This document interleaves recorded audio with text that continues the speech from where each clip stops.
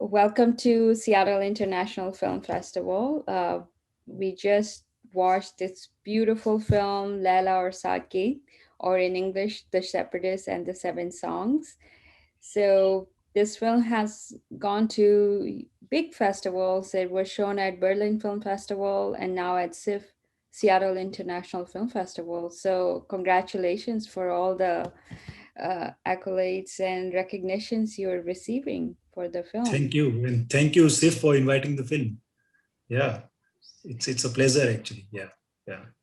Yeah, it was one of our top choices, and I'm part of the Asian Crossroads programmers, and yeah, we all highly recommended, unanimously selected the film. Yeah.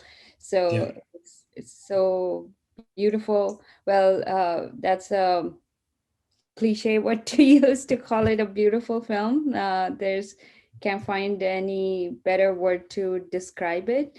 But could you just tell us, like, what was your inspiration behind making this film? How did you get the story, and how did you get inspired to make this film?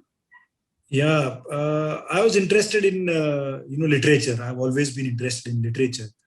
So Vijay Dandeta is a folklorist, is a Marxist writer who took this decision. He went and stayed back in his village and started collecting folk tales and writing. Uh, and it was very interesting when I started reading his folk tales. What he would do is, he would reinterpret the folk tales and give them a feminist reading, a Marxist reading, and change them a lot. And of course, like filmmakers like Manikal had made Duvida. And even my debut film was on one of his folk tales, Lajwanti, uh, which also luckily premiered at Berlinale in 2014. And after that, I was interested in this story, which is called Kenchuli in his folk tale. But we didn't get the rights because the rights were with someone else. So then I made my second film, and after my second film, because I follow the country politically a lot, and Kashmir is going through a lot, and the folktale was set in this Gujar community, and it's there in Kashmir also. In Rajasthan they are Hindus, but in Kashmir they are Muslims. And then after post 2014, with this change in government, with this sense of cow protection groups and attacking the minority. It was there in papers, in media, everywhere. And then I thought maybe it'll be good to adapt the story in Kashmir because it fits well. It'll be more contemporary, and the parallels were fitting quite well. And in Kashmir, Lal Ded is such a poetic figure, and I follow the Bhakti movement, especially Kabir, a lot. And I was inspired by Lal Ded also. And somehow when I read the folk tale, the protagonist reminded me of Lal Ded in the end. When she discards her clothes and walks even in the original folk tale. So then, yeah, we approached by the time Vijay Dandeta had passed away, so we approached his son and we said, okay, give us the adaptation rights. And yeah, he willingly gave us, and that's up. Yeah, so I adapted the folk tale then. Yeah. And then how did you pick out the music? Could you tell us a little bit about the 7 songs that you selected for the film? And do you have a music background? And then we will slowly get into the characters and the core Yeah. of the film. Yeah, because while adapting, I wanted to give it like a contemporary, feel. And also, like while structuring, so then I thought maybe, it'll be very interesting that, I divided into 7 chapters. And, when you read Sufism, they have the 7 stages to, reach the higher consciousness. Yeah. So then I thought maybe, it'll be good to divide the film into 7 chapters according to that concept. And, and feeling inspired by Lal Ded, in her journey, like finding those parallels. Uh, so that's how, I came up with this whole idea of 7 chapters, starting with marriage, so then you delve into this material life of, like getting married, having a family, like all those aspects. But then suddenly, you encounter certain things, and then, like you move away from all that. And then you want to go back to what your original, heart, the desire of the heart, so that's how. And then, I divided it accordingly into 7 chapters. And then, while doing my own research, I met this Bakarwali singer who plays the husband. Um, so then I cast him, and then he really helped me in finding those songs.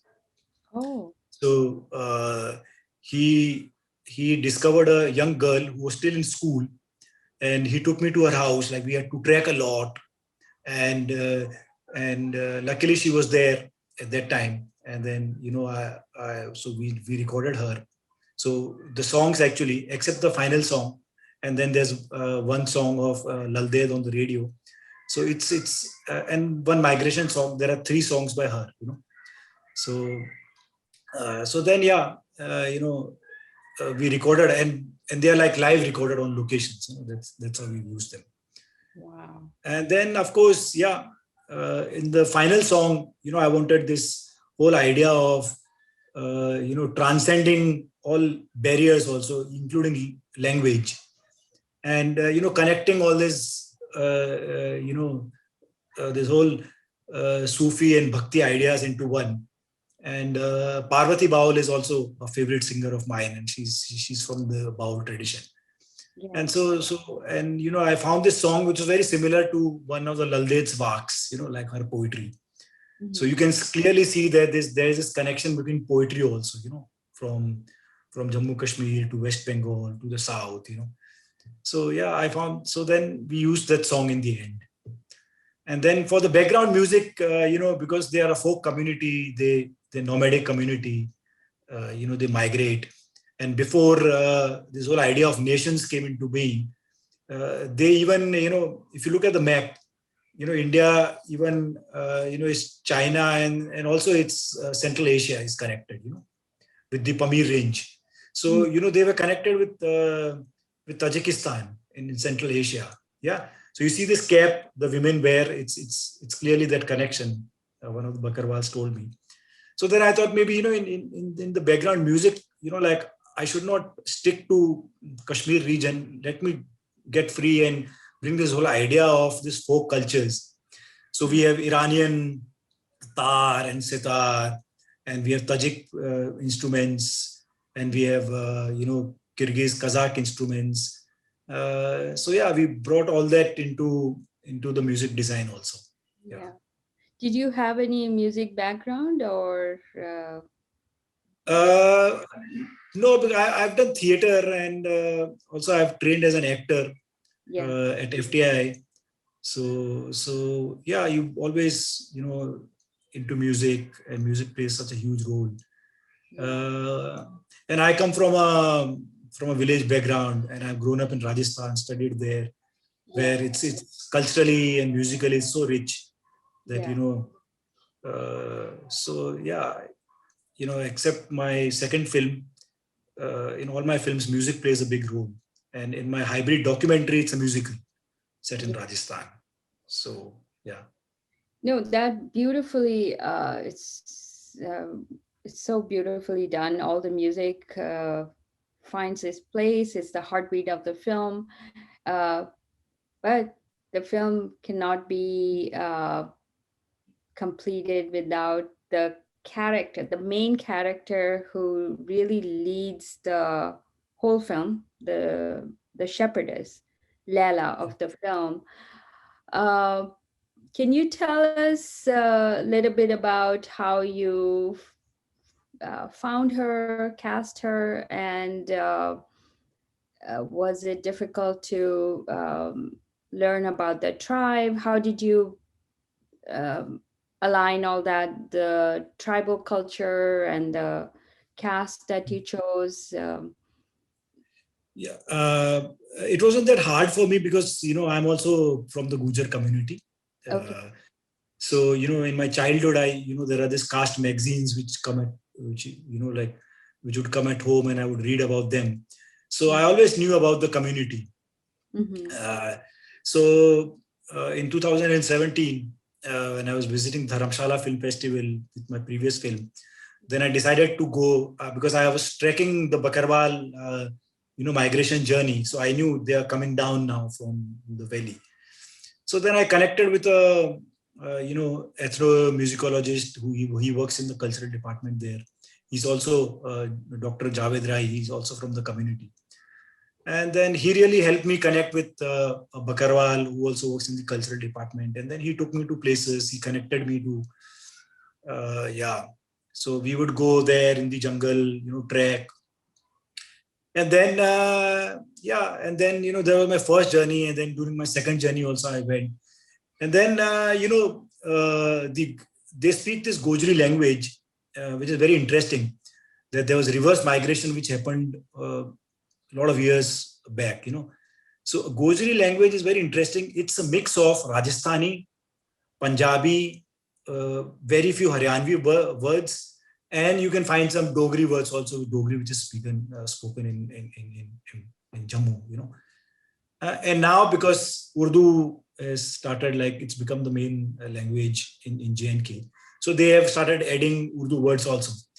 So you can because I can understand Punjabi, I can understand Rajasthani. So it was very easy for me to understand the language. And I would hear the language and I would find, oh, this is a Haryanvi word. This is a Punjabi word, So then for me, it was very clear that, the lead protagonist has to be someone who can pick up this language very fast. Yeah. And in my films, I usually work with non-professionals from the area itself. Yeah. So then, but Bakarwas, as usual with communities, they don't allow their women to participate, act. So then I wanted to look for an actress. And Navjot Randhawa, I had met her at Dharamshala Film Festival itself. I knew her. And I knew that she speaks Punjabi. She had acted in a Punjabi film also. So I had this feeling that she'll pick up the language very fast. So we contacted her and she read the script and she readily agreed. And she said, oh, it's like my story itself, So yeah, and then we put her at a Bakarwal's house because, I wanted to get that body language very right and those customs and rituals so that she gets used to that, So yeah, she was very brave enough to stay with them, and she also picked up the language very fast. And yeah, so the results are there to see. Yeah. And you said the male character was the tribal from the tribe. Yeah. Everyone. Oh, Mushtaq, who plays the police, the forest guard, he's from Srinagar. So he's an actor, but others are from the space. I The real Bakarwals are real Bakarwals, and yeah. the police head is a teacher there in a school. Mm-hmm. So he's also from the place. Yeah. So it's all real people. Yeah. So the film is so layered, right? So we can say it's the film about this strong female character, but it's kind of layered about. It's also the story of the space, the Yeah. land Yeah. that where you're filming it. Uh, how do you see the character uh, uh, and the place?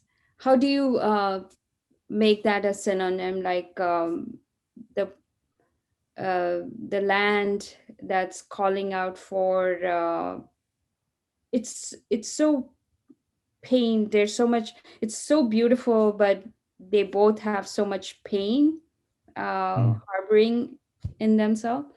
So could you talk a little bit to that, Yeah. the story of The- the woman, or is yeah. it the story of the land? So Yeah. So while adapting itself, and in structuring of the film, I followed the journey of Kashmir itself. Yeah. So, how Kashmir was divided, and how it got into how where it is now. So, and how there's a local government there, and there's a central government from India, how it forces itself upon the land. And and it's really interesting that they are interested not in the people but in the land. Yeah. Whereas what is a nation? A nation consists of people. Yeah. Yeah. It's not only land, but it's people. Yeah. Yeah. It's the culture, it's the people. But you see, the central government, it's never interested in the people, because if it was interested in the people, Kashmir would not have been in this state Yeah. right now. Yeah. It's all with this whole idea of nationalism and patriotism everywhere. Yeah. This is a big problem. So that was there in my mind. So that's how in the original folktale, it's this feudal structure, a Thakur, old feudal lord, and he's his middleman. But here, when I was adapting, so keeping that in mind, it's there is this security force who are like now the new feudal lords representing the state, the center. And then there is this forest guard, where because they stay in the forest, this is the local, it's like the local government where they have to deal with. Mm-hmm. And they present themselves, but we think about you, we think Yeah. about your welfare, but they are also trying to exploit, and they're stuck between the center and there. So we've seen that history of the state governments also in Jammu and Kashmir, with National Conference and PDP, and even Congress ruling, BJP also ruling. Yeah. So uh, and with people also, sometimes we can see that there is this feeling of Stockholm syndrome. Yeah. So they have been crushed so much that sometimes you can see lots of videos where people say, no, but it's good, it's good, it's good, because the Stockholm syndrome, it's there. So I brought that all in the story. So I thought, there is this middleman who's there, the forest guard, and maybe she falls for him. It's like the Stockholm syndrome. She starts getting attracted to him, but then Oh. in the end she realizes, what's the reality. And Mm-hmm. then I brought in Lalde, the mystical poetess from 14th century. Mm-hmm. How she like even dropped her clothes, and she used to walk naked, and Oh. recite her poetry. So yeah. Oh, is that So how the end explains when she remove all her clothes and then walks into the mountain? I think there are multiple meanings to it, because Vijay Tandeta never knew about Lalde. Mm-hmm. What he writes, it's like she discards all the identities, even of the caste and everything, and she walks off. So it's already there. But then in Kashmir, you cannot deny Lalde's presence. Yeah. Mm-hmm. Because she's such a huge mystical figure, poetess, and her poetry is revered by both Hindus and Muslims. And Mm-hmm. they both claim, like Hindus claim her as Hindu and Muslims claim her as Muslim. They call her Lalla Arifa, and Yeah. Hindus call her Lalleshwari. Yeah. So and she used to walk naked, with no Mm-hmm. clothes on Yeah. her. Yeah. Yeah. So that legacy is there. So yeah.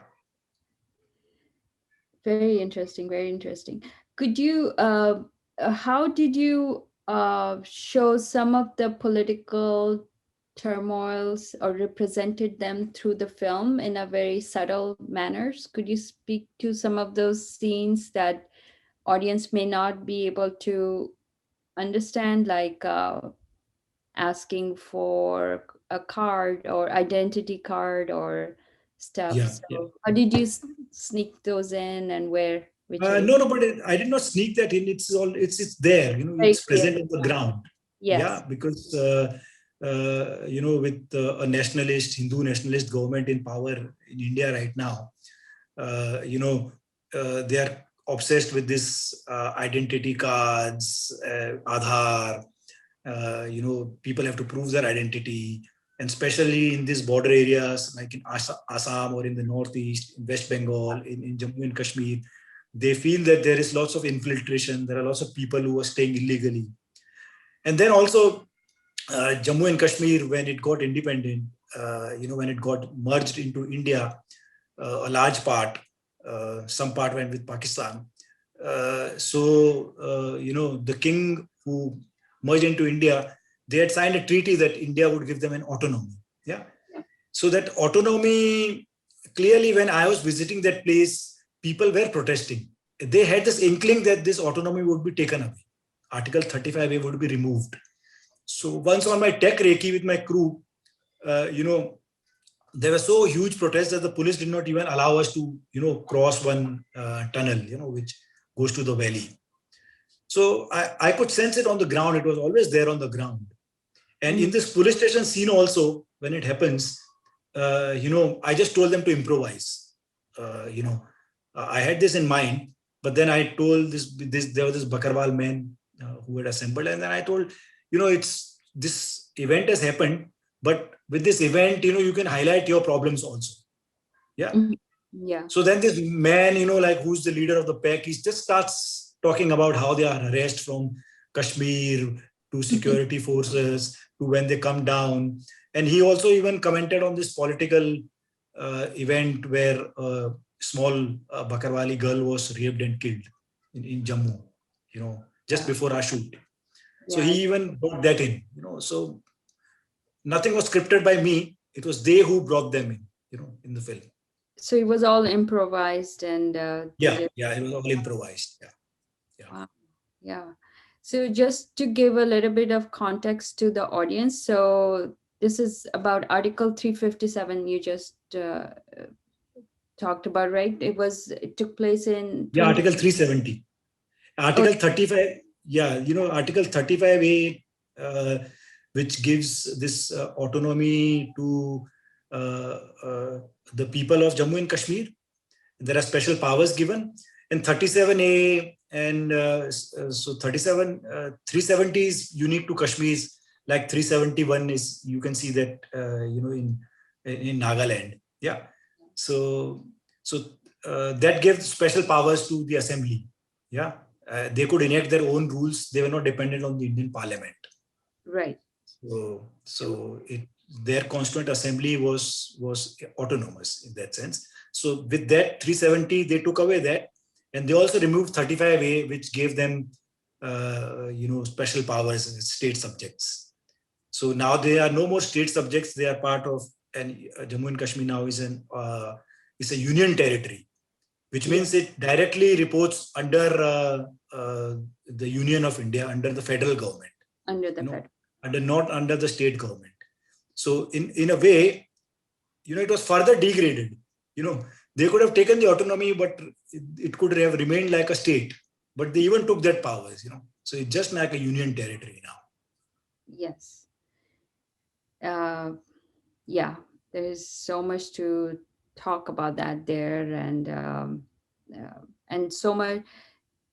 Not only that, it was also closed down from there was a lockdown. Media and complete lockdown. Exactly.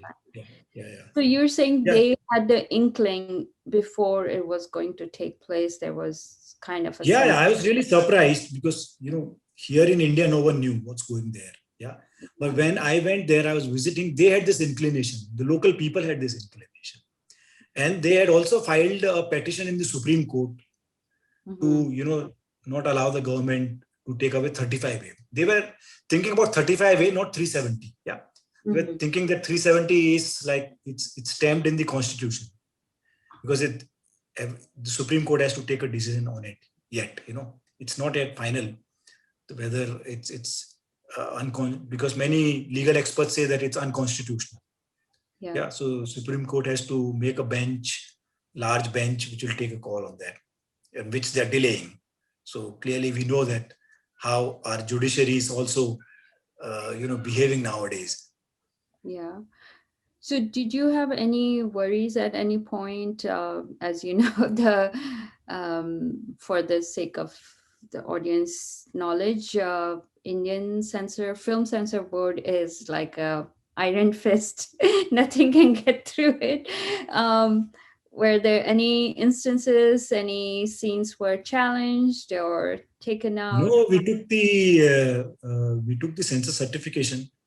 Okay. So it's just the back nude shot which we have removed. Otherwise, yeah, uh, they just gave us an adult certificate, and they Oh, passed they it. did? Adult certificate? Okay. Yeah, Because of the yeah. nude scene? We had removed the nude scene. We hope because we were presuming that they'll object to it, the back nude scene. Yeah. They objected to the bedroom scenes. It's where, yeah, Really? just suggestive, but still they felt like just remove it. So yeah, I don't know how there's any sex education in India possible. Just, yeah, oh, exactly. yes. They should censor the temples like Khajuraho temples, etc. You Yeah, can't go there. No, only for adults. They yeah, don't do there's that. like little kids looking at the Konark temple with Yeah, yeah, every possible position, and then oh my yeah. Khajuraho. It's like, yeah, Khajuraho, and yeah, I'm yeah, from Odisha, so I regularly went to the Konark temple. I'm yeah, like, yeah. yeah. Exactly. So that's so wonderful. Anything I'm missing that in the story that the few of the scenes still like those hauntingly beautifully done, the fire in the tree trunk. Yeah. Do you want to speak to a little bit to that? It's or you don't want to explain that due to your artistic? Yeah, I think it's pretty obvious, the meaning of it, because we were lucky to find those shots. We, you know, during our first schedule itself, when one day when we were going back after the shoot, I saw this fire is lit up in the tree, you know, and Oh, okay, bring out the camera, because we had to track a lot because we were shooting in the mountains. It was not an easy place to shoot. We had to yeah. like really track and go to locations and shoot. And then I said, okay. And then we were going to the road. And so we just shot it. And then in the edit, it just gelled well. Yeah. Wow. Oh, I was like, had this turmoil, like if the director set the fire to the tree and it was So really, why would I do that? Like we yeah. can see the film. Yeah. Because Okay. the film also talks about the land, and why would I torture a tree? It's I we found out, uh, speaking to the local people, that it's the forest people who do that. Yeah. oh, Uh, so that once the tree, because from the inside it's burnt, and then yeah. they say a lightning struck, so they can cut the tree and they can sell it. They can sell the wood. So that's a Oh, form of corruption. Yeah. oh, okay, I've okay. entered that in the film also. I've used that in the film also. If you see this police officer lying down, Yes, and then talking, and there are people behind, like cutting the trees. yes. So originally in the script the scene was in the police station, but Yeah. when I saw this, so I was reacting to a lot to what was happening there. So even with this Bakarwali dog scene where he talks about the dog, Yeah. just before the shoot, a Bakarwali dog, like, he came running like from a town 5 kilometers like away, and it was biting a lot of people, and it bit one of our production guys also. Oh, wow. And then he was a local guy who was helping us. He was an actor actually, who's also doing acting as a production guy. So then I had to take him to the hospital, and in the local hospital they said take it to Jammu hospital, and then like I had to take him. So it was a big event.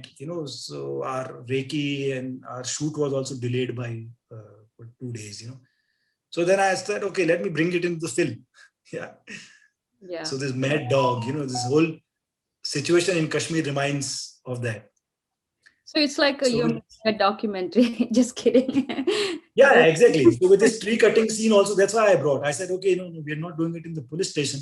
Let's do it there. Where they're cutting it. yeah, yeah. And I told, okay, you lie down there, and we set up the camera, and this conversation happened. Oh, that's so good that you explained because I was like oh, you're doing this for the film. Anytime anyone is cutting a tree in the film, it's painful to watch.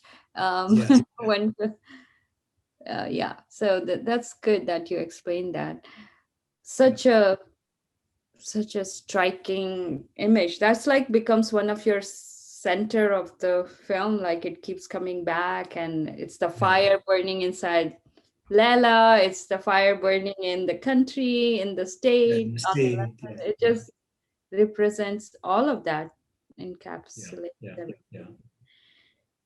So this is great. Anything you want to talk about? Anything I'm missing? Anyone you want to highlight who are Uh, underrepresented? mm, I think yeah, it's pretty well. We've covered everything. Yeah. I just want to thank my cast and crew. Yes. Because they were very supportive of me, and it was not a easy shoot. As you can imagine, very challenging shoot. So they were there with me, all young people, very supportive, who really worked hard, who slogged hard. Like because we had to trek a lot, Yeah. so they've put in a lot. Yeah, and so I want to thank them all How big for. was your crew? We strategically planned it at some point when they were migrating. It was a very small crew. Like we had some 5-6 people, uh, and in the first schedule there were like 13, and in the last schedule also initially we were like less people, and then so we planned it like that so that in the end it grew up, and then we had light boys also, like electricians also coming in, but it was just towards the end of the shoot. We planned it like that. Yeah. So I have to say yeah, the lighting is amazing. Every scene was lit perfectly and beautifully. Like yeah, thanks to my cinematographer and his team, and my production designer also. He also played a huge role. Yeah. and did you shoot on like what did you shoot it on? What kind We of shot it on a red camera. Yeah. okay. Yeah. Yeah. Red, like properly done with Yeah. minimal resources, all on real locations with the help of Bakarwali people, Mhm. with their resources actually, with their support. So yeah. And any project that's coming up you're looking forward to? Yeah. In fact, there's an Urdu writer. I love him a lot, Nahir Masood. So I want to adapt his stories. Again, I want to set them into Kashmir. So, so, but the pandemic and I don't know the funding scene, how it will be. Yeah. So, yeah, and they are not so political, but they're the poetic stories. Hmm. So I don't know many people who would be interested in funding them. Yeah, yeah. We can talk after. So, thank you so much. Thank you for coming today, all the way from India. Please stay safe. I know there's so many cases of COVID Yeah, going up, but we really hope to see your next project because you're a great director. We look forward to your next film, thank you, and thank you. hopefully The you film can. has got US distribution, in fact. Oh, you did? Uh, So we've signed a contract for 32 minimum art house screens. Okay. Hopefully in September, October, if uh, all stays well. So let's hope. They've also said that they'll try to invite me. So hopefully, we can do another theatrical screening in Seattle, maybe. Yeah. Let's Yeah. see. Yeah, please Yeah. stay in touch, and we if there's any way we can help Yeah. Sure. spread the Sure. word, promote your film, that we will Yeah. help Yeah. out. Yeah. So Sure. Sure. Yeah. thank you for joining today and have a Thank very you. good rest of the day. Yeah. And thank you to the viewers of Seattle Film Festival and the management and the festival programmers. Thank you. Thank you.